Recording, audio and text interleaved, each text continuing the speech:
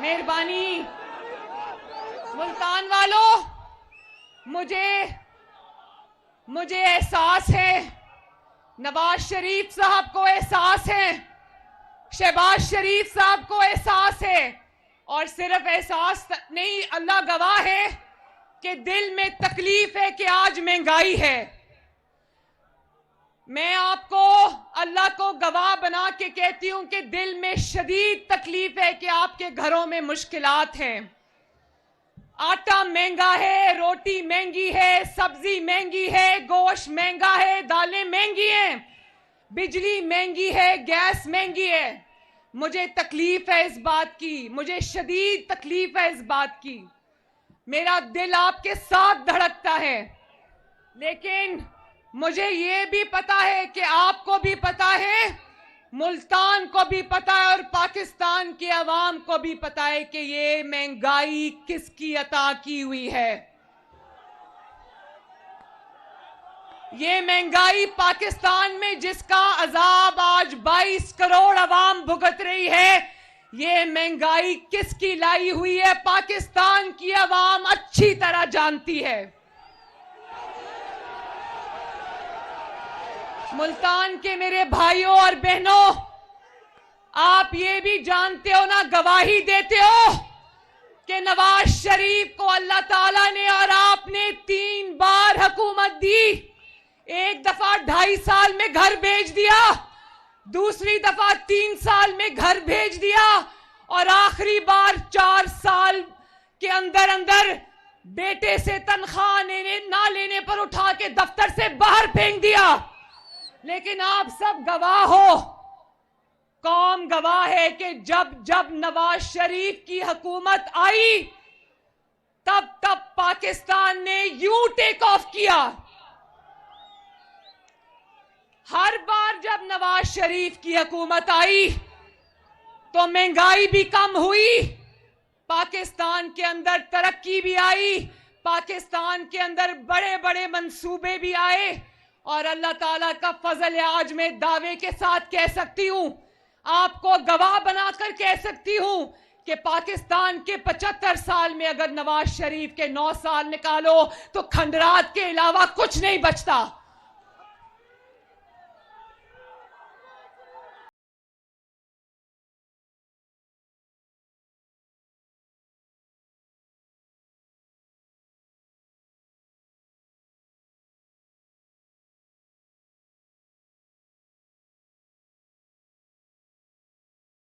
गवाह है, मुल्क गवाह है, आप सब गवाह हो कि जब जब नवाज शरीफ की हुकूमत आई, अल्लाह ताला की मदद से नवाज शरीफ ने आवाम को हर चीज में रिलीफ दिया। आज इस मुल्क से मोटरवे निकाल दो तो क्या बचता है? आज इस मुल्क से सड़कों के जाल बिछा निकाल दो तो क्या बचता है? आज इस मुल्क से तरक्याती मंसूबे जिसमें मेट्रो बस शामिल है, जिसमें ऑरेंज लाइन शामिल है, जिसमें सड़कों के जाल शामिल है, जिसमें सी पैक शामिल है, वो निकाल दो तो क्या बचता है? आज इस मुल्क से एटमी धमाके निकाल दो तो क्या बचता है? पाकिस्तान की हर तरक्की के अंदर लगी हुई एक एक ईंट के ऊपर मोहम्मद नवाज शरीफ का नाम चमक रहा है। और 2000 मुल्तान वालों, 2013 में भी नवाज शरीफ को उजड़ा हुआ पाकिस्तान मिला था, हचकोले खाती हुई मईशत मिली थी। लेकिन 2013 से 2017 तक जब नवाज शरीफ वजीर आजम की कुर्सी पर बैठा था, तो ये बात रिकॉर्ड पर है, तारीख गवाह है, नवाज शरीफ के 4 साल गवाह हैं। ना बिजली की कीमत बढ़ी, ना आटे की कीमत बढ़ी, 4 साल ना चीनी की कीमत बढ़ी, ना तेल की कीमत बढ़ी। बिजली देता है वतन का गरीब, हमारे सबके दिलों की धड़कन नवाज शरीफ, हमारे सबके दिलों की धड़कन नवाज शरीफ। 75 साल में नवाज शरीफ की वाहिद हुकूमत थी, वाहिद, जिसमें 4 साल आटा 35 रुपए किलो रहा, चीनी 50 रुपए 55 रुपए किलो रही, और घी 140 रुपए किलो रहा। गरीब के घर में आटा, चीनी और घी इस्तेमाल होता है ना ज्यादा। वो भी वक्त था जब रोटी 2 रुपए और फिर 5 रुपए की मिलती थी। आज रोटी कितने की मिलती है? नवाज शरीफ ने भी आईएमएफ का प्रोग्राम भुगताया। आईएमएफ के प्रोग्राम से कीमतें नहीं बढ़ती। अगर आवाम का दर्द हो ना सीने के अंदर, तो उसके बाद फिर 2016 में जिस तरह नवाज शरीफ ने आईएमएफ को खुदा हाफिज कहा था ना, फिर ऐसा होता है।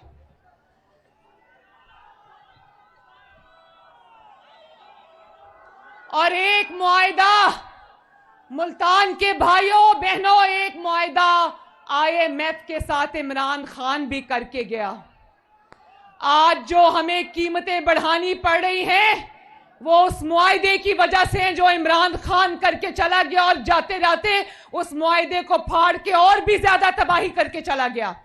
आज आईएमएफ हमें कहती है कि इमरान खान ने जो धोखा दिया उसकी वजह से हम आपकी बात नहीं सुनेंगे, पहले कीमतें बढ़ाओ उसके बाद पैसे देंगे। आईएमएफ की बात सुने तो महंगाई होती है, आईएमएफ की बात ना सुने तो फिर पाकिस्तान दिवालिया होने को आ जाता है। हमारे हाथ इस आईएमएफ के मुआहिदे ने बांधे हैं, लेकिन इमरान खान को तो नवाज शरीफ से तरक्की करता हुआ पाकिस्तान मिला था ना, वो उसको खंडर में तब्दील करके चला गया। हमें तो अब 2022 के अंदर उजड़ा हुआ पाकिस्तान मिला है, लेकिन इमरान खान की तरह हम 4 साल ये नहीं रोएंगे कि पिछली हुकूमत कर गई, पिछली हुकूमत कर गई।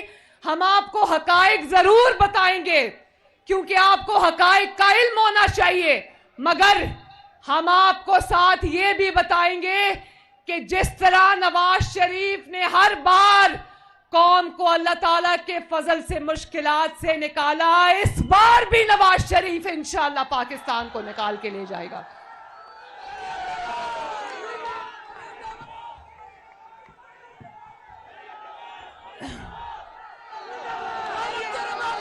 ये जो घड़ी चोर है ना, इसने सिर्फ घड़ी चोरी नहीं की, इसने पाकिस्तान के एक कोने से लेकर दूसरे कोने तक तबाही मचाई है।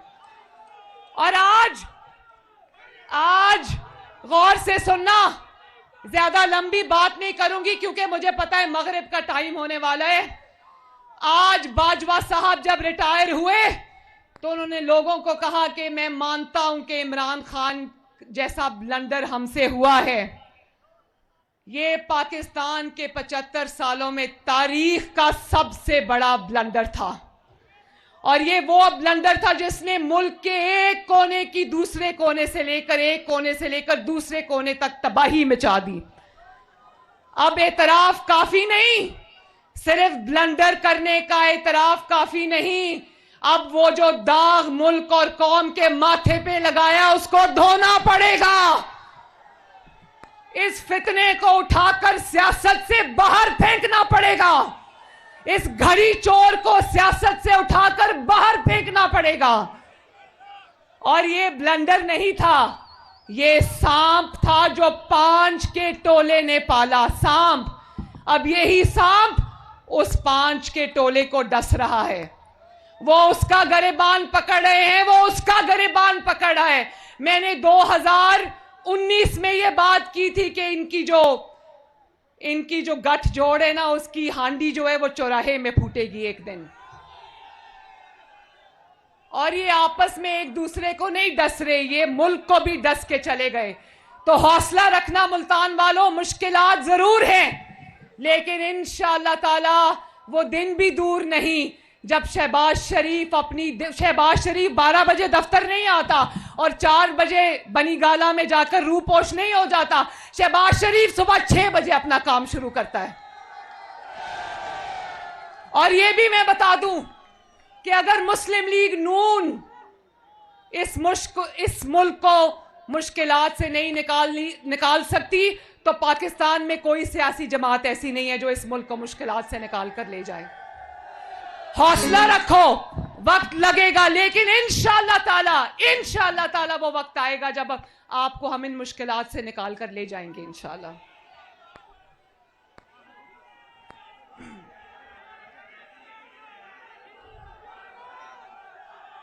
अवाम ने 3 बार तजर्बा किया, अवाम ने 3 बार एतमाद किया, नवाज शरीफ को लेकर आए और नवाज शरीफ अवाम के एतमाद पे पूरा उतरा। इन 5 प्यारों ने एक तजर्बा किया जिसका नाम घड़ी चोर है। वो तजर्बा मुंह के बल जमीन पर गिर गया और पाकिस्तान को भी लेकर बैठ गया।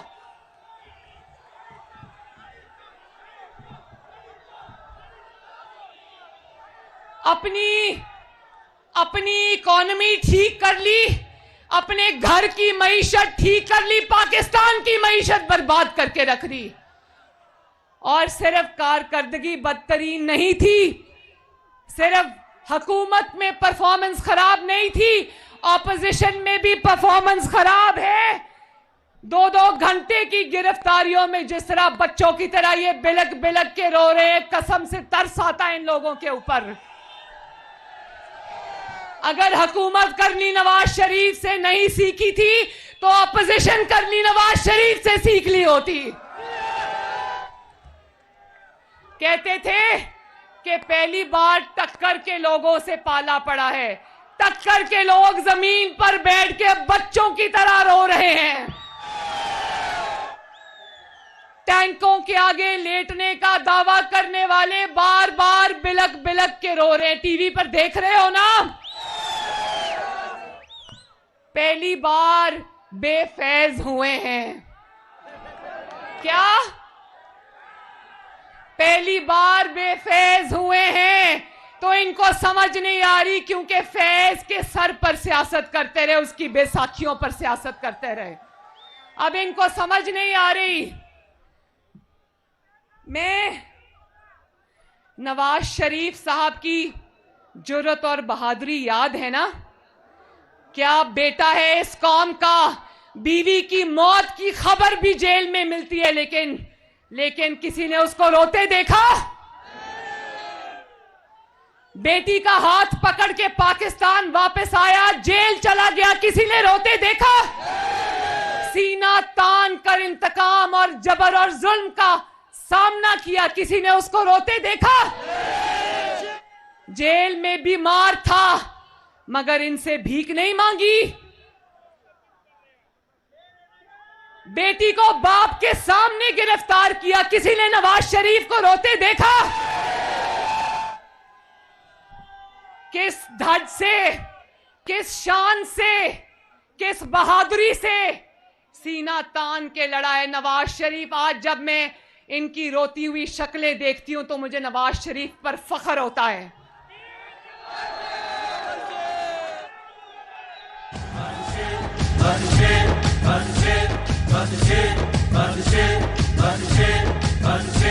कोई और नहीं बस शेर। जिस तरह नवाज शरीफ और मुस्लिम लीग नून ने तकलीफों और जबर और इंतकाम का सामना किया मुल्तान वालों, उसके लिए कोहे हिमालय जितना बड़ा हौसला चाहिए। और जिस तरह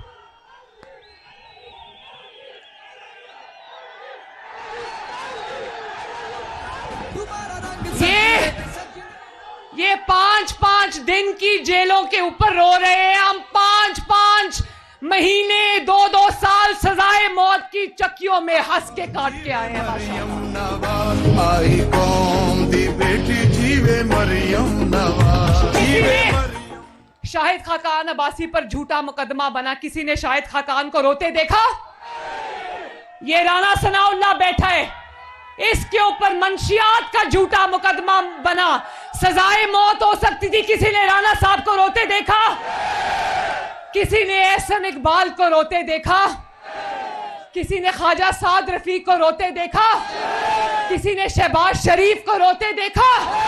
किसी ने हमजा शहबाज को रोते देखा? किसी ने मिफ्ता इस्माइल को रोते देखा? किसी ने हनीफ अब्बासी को रोते देखा?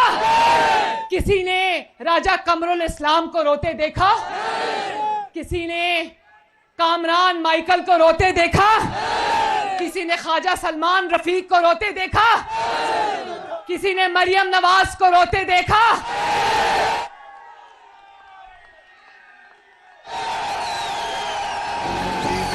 जीवे मरियम नवाज। किसी ने जावेद लतीफ को रोते देखा? किसी ने अहद चीमा को रोते देखा? सबके बच्चे सांझे हैं। मुझे याद है हमजा शहबाज की बेटी 20 साल बाद अल्लाह ताला ने उसको औलाद दी। उसकी बेटी जेल में बड़ी हुई, उसकी बेटी जेल में बड़ी हुई। तो मुझे जब मेरे बाप के सामने से गिरफ्तार किया तो मेरी छोटी बेटी रोने लगी। उसने कहा मेरी मां को क्यों लेके जा रहे हो? लेकिन मैं अपने बाप को हौसला देकर गई। मैंने कहा फिक्र ना करना। ना मैंने अल्लाह ताला के फजलो करम से अपने बाप का सर झुकने दिया, ना मेरे कारकुनों ने मुजालिम के बावजूद हमारा सर झुकाया। जिंदाबाद जिंदाबाद। और कल सुन रही थी, कह रहा था जेल भरो तहरीक। 4 साल जब ये वजीर आजम बना बैठा था तो जेब भरो तहरीक चला रहा था, और अब कारकुनों को कहता है कि जेल भरो तहरीक शुरू करो। तो अगर जेलें भरनी है तो सबसे पहले बिस्मिल्लाह करो, अपनी जमानतें कैंसिल कराओ और आओ ना जरा।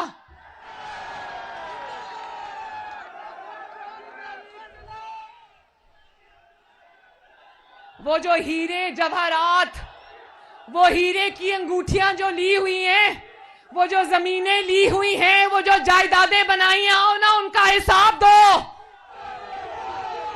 ये जो घड़ियां चोरी की हुई हैं और कौम की अमानत जाके बाजारों में बेचकर खाना काबा की, शर्म आनी चाहिए। खाना काबा की सऊदी अरब ने घड़ी दी थी, जाके बेच आया।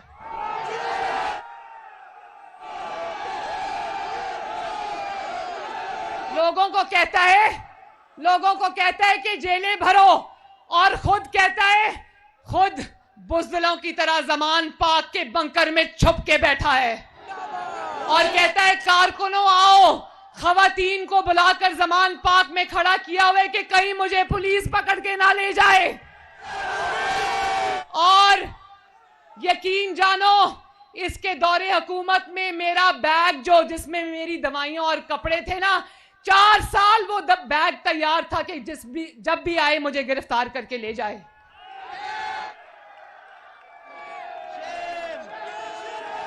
मेरे कमरे का दरवाजा तोड़ के कराची में मेरे बेड तक आ गए, लेकिन किसी ने मेरी आंख में आंसू देखा? और मैं सजाए मौत की चक्की में रही, लेकिन मैंने आंसू नहीं बहाए, क्योंकि मुझे पता था कि नवाज शरीफ हक पर है, हम हक पर है। इंशाअल्लाह ताला फतह हमारी होगी। और आज कहां है वो 5 का टोला? सब अपनी अपनी जगहों पे रहकर खून के आंसू बेचारे रो रहे हैं। तो ये तो होना था, क्योंकि एक निज़ाम दुनिया का चलता है, एक आसमान का निज़ाम चलता है। ये नवाज शरीफ ने कोई इंतकाम नहीं लिया, शहबाज शरीफ ने कोई इंतकाम नहीं लिया। एक चीज़ है, उसका नाम है मकाफाते अमल। वो दुनिया की सबसे बड़ी हकीकत है। हिसाब किताब सिर्फ आखिरत पे मौकूफ नहीं, इस दुनिया में भी हिसाब किताब होगा इंशाअल्लाह। और हमारी आंखें देखेंगी, हिसाब भी होगा, और इंशाअल्लाह ताला गुनाहों की सजा भी मिलेगी। अब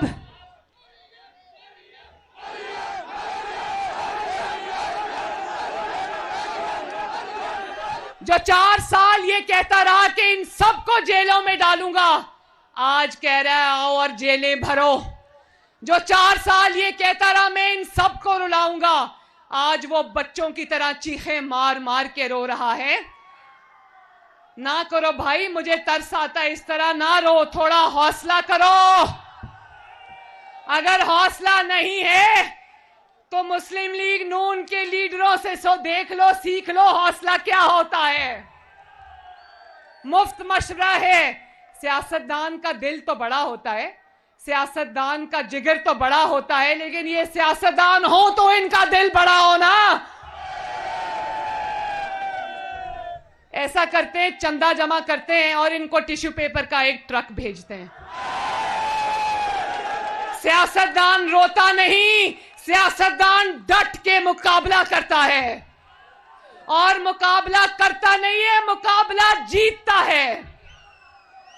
इंशाअल्लाह इलेक्शन आने वाला है, डट के मुकाबला करेंगे और इंशाअल्लाह ताला इनको उठा के बाहर फेंकेंगे। मुस्लिम लीग इलेक्शन की तैयारी कर रही है, और ये तैयारी हम इलेक्शन हारने के लिए नहीं, जीतने के लिए कर रहे हैं इंशाअल्लाह ताला। और आखिर में मैं ये जरूर कहूंगी कि आप सब अपनी उम्मीद का दिया जला के रखना।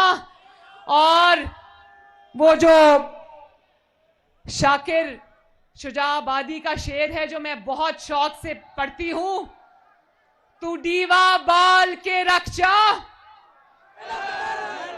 हवा जाने खुदा जाने, मुल्तान जिंदाबाद। मेरे साथ मिलके नारा लगा दो, नवाज शरीफ, शहबाज शरीफ। और एक आखिरी नारा मुल्तान के दरो दीवार गूंजने चाहिए, पाकिस्तान।